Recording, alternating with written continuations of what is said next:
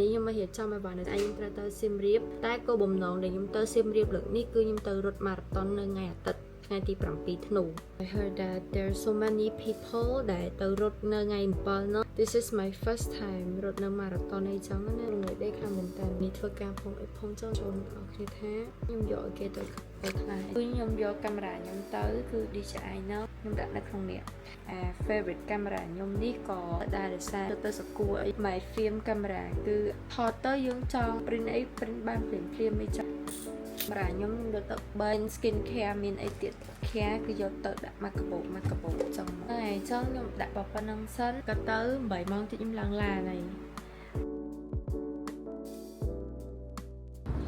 ផ្លូវទៅសៀមរាបខ្ញុំចាំប្រាប់អ្នកទាំងអស់គ្នាថាទេសភាពនៅតាមផ្លូវទៅសៀមរាបគឺស្អាតខ្លាំងមែនតើឥឡូវហ្នឹងគឺខ្ញុំបាន arrive សៀមរាបហើយមកដល់សៀមរាបភ្លាមគឺខ្ទង់ម៉ោង7កន្លះបន្ទាប់មកគឺពួកខ្ញុំហៅ Grab ដើម្បីជិះទៅអូតែមានអារម្មណ៍មួយដែលថាថៃអត់ឲ្យ clean ខ្លាំងមែនតើយើង check in នៅអូតែហើយគឺយើងហៅ Grab ដើម្បីជិះទៅហូបអីញ៉ាំនៅម្ដុំ Pop Street និយាយទៅនៅសៀមរាបឥឡូវគឺសម្បូរអីញ៉ាំខ្លាំងមែនតើចង់ញ៉ាំអីក៏មានហើយបើអត់ដឹងថាញ៉ាំអីទេអាច search ក្នុង TikTok ហៅមើលកន្លែងគេ recommend មកតែនៅកន្លែងពួកខ្ញុំញ៉ាំនេះគឺពួកខ្ញុំហៅបាយឆា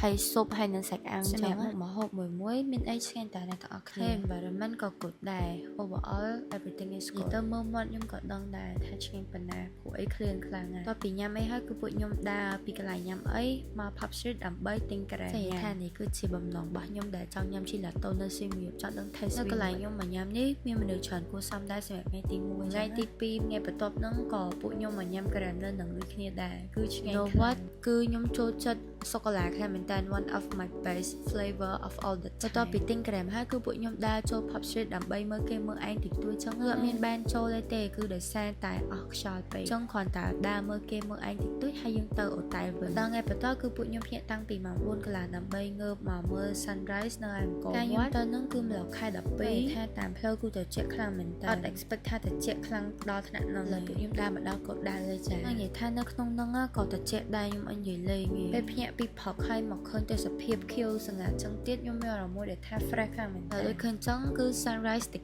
ហើយ make ស្អាតខ្លាំងមែនតើហើយសម្រាប់ថននេះវិញគឺកន្លែងដែលពួកខ្ញុំត្រូវរត់សម្រាប់ថ្ងៃស្អែកគាត់ថាកណ្ដា have មនុស្សតិចអីចឹងប៉ុន្តែខ្ញុំគិតខុសហើយតាមពិតទៅមនុស្សមកគឺច្រើនខ្លាំងមែនតើតែខ្ញុំទាំងគេមកសៀមរាបហ្នឹងគឺចង់មើល sunrise នៅអង្គរវត្តហើយ one of the best thing about អង្គរវត្តមកម្ដងក៏អត់ចិនដែរវាជាកន្លែងមួយដែលខ្ញុំចង់មកហើយគឺចង់មកចង់ប្រាប់ថាអង្គរវត្តយើងគឺស្អាតខ្លាំងមែនតើទៅដល់អង្គរវត្តហ្នឹងគឺខ្ញុំឃើញទាំងភ្ញៀវជាតិទាំងភ្ញៀវអន្តរជាតិមកលក្ខណៈជាគ្រួសារមកលក្ខណៈជា solo trip អីចឹងមកគាត់ទៅគាត់ appreciate អង្គរវត្តយើងខ្លាំងមែនតើអ្នកទាំងអស់គ្នាគឺខ្ញុំអត់ expect ថាមានមនុស្សច្រើនដល់ថ្នាក់ហ្នឹងទេហើយអារម្មណ៍ខ្ញុំពេលហ្នឹងគឺខ្ញុំសប្បាយចិត្តខ្លាំងហើយខ្ញុំជឿថាម្នាក់ក៏មានអារម្មណ៍ដូចខ្ញុំចឹងដែរទេសភាពអង្គរវត្តនៅពេលព្រឹកគឺស្អាតខ្លាំងមែនតើបន្ទាប់មកក៏ខ្ញុំថតរូបតិចតួចនៅនឹងដូចគ្នាដែរចា៎ឥឡូវកំពុងតែនៅក្រោយអង្គរវត្តតាមពិតទៅនៅតាំងម៉ោង5ជាងដើម្បីមើល sunrise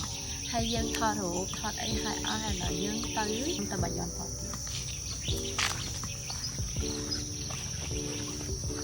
អង្គរវត្តស្អាតណាស់ពេលព្រឹកទេសភាពសូស្អាតខ្លាំងមែនតើអូអ្នកទាំងអស់គ្នាចេញពីអង្គរវត្តហ្នឹងក៏ខ្ញុំបានទៅប្រដាក់ដែរប៉ុន្តែអត់បានថតអីទេដោយសារពេលហ្នឹងថ្ងៃរៀងឆេដែរអញ្ចឹងណា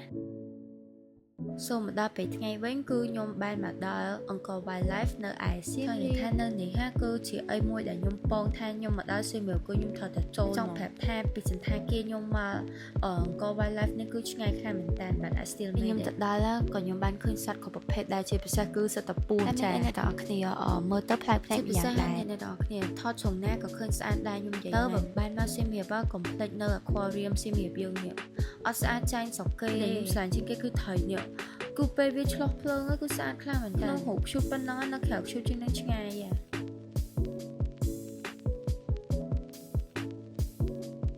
ហើយថតនេះគឺជាសួនមេម្បើក្នុងវីដេអូនោះអត់សូវឃើញមេម្បើមែនតែនៅក្រៅសម្បូរមេម្បើខ្លាំងមែនតើមេម្បើកំពុងតោងផ្កាអ្នកនរហើយនៅក្រៅនេះក៏សម្បូរមានសត្វផ្សេងច្រើនដែរមិនមានតែសួនមេម្បើហ្នឹងទេ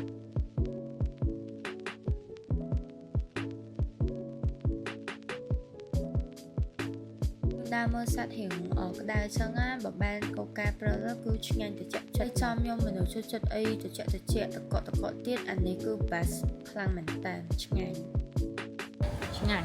I love because អានេះកូកាព្រើអាឡៃដិតតកបាត់ផ្អែមចង់និយាយថាthờiនេះគឺនៅក្នុងតុក្កតាណាបងប្អូនគ្នាចង់និយាយថាគេនៅផ្ដុំគ្នាខ្ជុលខ្លាំងមែនតើហើយបើខ្លានេះវិញខ្លាចគួរខ្លាចប៉ុន្តែជឿខ្ញុំមកនៅក្រៅវិញគូនេះដូចកូនឆ្កែចង់និយាយថាពេលឃើញខ្លាធ្វើអញ្ចឹងឯងនឹកបែនខ្ញុំខ្លាំងមែនតើដោយសារ he actually ចូលចិត្តធ្វើរបៀបញាក់អញ្ចឹងខ្លាំងមែនតើនៅផ្ទះហ៎បន្ទាប់ពីចេញពីអង្គរ Wildlife មកគឺខ្ញុំមកបាក់ខែងដើម្បីមើលទៅពេលចេញពីអង្គរ Wildlife នេះយើងមករៀងច្រើនដែរអញ្ចឹងពេលមកដល់បាក់ខែងនេះគឺមកចិត្តគេបិទដែរហើយអញ្ចឹងទៅអត់បានថតរូបអីស្អាតអីនេះទាំងអស់គ្នាមើលប៉ុន្តែពេលខ្ញុំបានទៅដល់លើនោះគឺត្រជាក់ភ្នែកខ្លាំងមែនតើចូលមកដល់ថ្ងៃបន្ទាប់គឺជាថ្ងៃដែលពួកខ្ញុំរត់ទៅហ្នឹងក៏ភ្ញាក់លឿនដែរដោយសារខ្លាចស្ទះតាមផ្លូវពួកអីដូចខ្ញុំថាអ្នកទាំងអស់គ្នាចង់តាំងពីដើមវីដេអូគឺ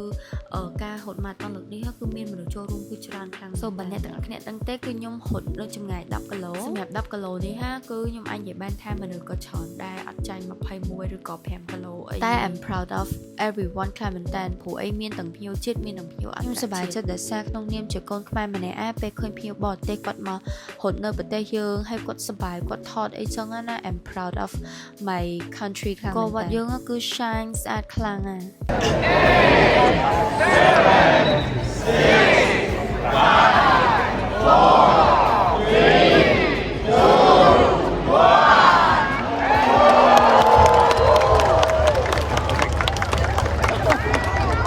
ដល់ពេលដែលយើងរត់ខ្ញុំមិនជា professional runner អីទេប៉ុន្តែគ្រាន់ចង់ប្រាប់អ្នកនរគ្នាថាខ្ញុំរត់ផងដើរផងដែរទេពេលហត់ក៏ខ្ញុំដើរតិចពេលបាត់ហត់ក៏ខ្ញុំរត់ដែរ So ឆ្នាំនេះកុំភ្លេចចូលរួមទាំងអស់គ្នាដូចខ្ញុំនិយាយចឹងថាសប្បាយខ្លាំងស្នោ3គីឡូ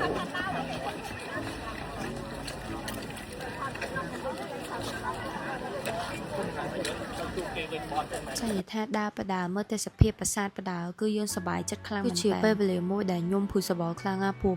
មនុស្សគឺច្រើនខ្លាំងមែនតើម៉ារ៉ាតុននេះគឺល្អសម្រាប់សុខភាពយើងខ្លាំងមែនតើ After ចេញពីរត់មកគឺខ្ញុំមកញ៉ាំបាយពេលព្រឹកដោយសារអត់ទាន់បានញ៉ាំអីចឹងមានអារម្មណ៍មួយដែលថាសប្បាយហត់ហើយក៏មានអារម្មណ៍មួយដែលថាចិត្តយើងគឺជ្រះថ្លាខ្លាំងមែនតើសង្ឃឹមថារត់ម៉ារ៉ាតុនក្រោយៗខ្ញុំនឹងធ្វើបានល្អជាងនេះហើយចឹង This is the end of my vlog អ្នកទាំងអស់គ្នា Thank you for watching